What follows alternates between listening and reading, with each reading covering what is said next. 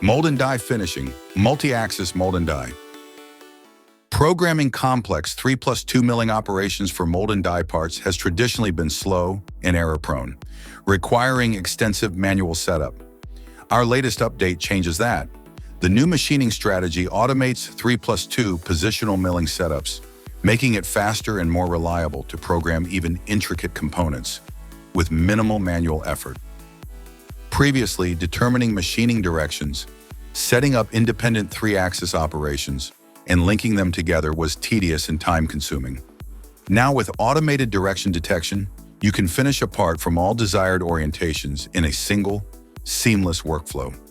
The intelligent fallback from 3-axis to 5-axis machining ensures smooth linking and robust performance throughout. The result? Faster programming, reduced machining time, and a more intuitive user experience for mold and die manufacturing. Experience smarter automation with the new multi-axis finishing milling strategy tailored for mold and die components.